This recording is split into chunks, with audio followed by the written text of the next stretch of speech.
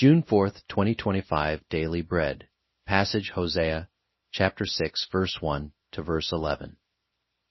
Key verse 3, title, Call for Repentance.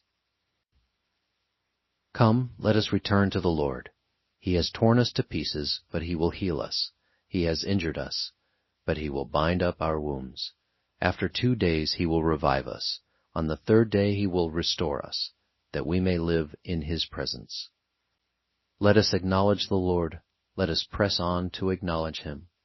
As surely as the sun rises, he will appear. He will come to us like the winter rains, like the spring rains that water the earth. What can I do with you, Ephraim? What can I do with you, Judah? Your love is like the morning mist, like the early dew that disappears. Therefore I cut you in pieces with my prophets. I killed you with the words of my mouth. Then my judgments go forth like the sun. For I desire mercy, not sacrifice, an acknowledgement of God, rather than burnt offerings. As at Adam they have broken the covenant. They were unfaithful to me there. Gilead is a city of evildoers, stained with footprints of blood. As marauders lie in ambush for a victim, so do bands of priests. They murder on the road to Shechem, carrying out their wicked schemes. I have seen a horrible thing in Israel. There Ephraim is given to prostitution. Israel is defiled. Also for you, Judah, a harvest is appointed, whenever I would restore the fortunes of my people. Daily Bread Message. Hosea starts the prophecy with his invitation to return to the Lord.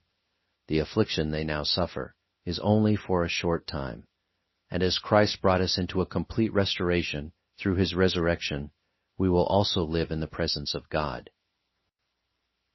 God's love and grace are persistent, like the rising sun, and copious, like the spring rain. However, the present state of Judah and Israel was far from God's character. They may have brought elaborate offerings, but did not worship God with the right heart. They were unfaithful in keeping the covenant God had given them. Their cities were full of robbers, slanderers, and murderers.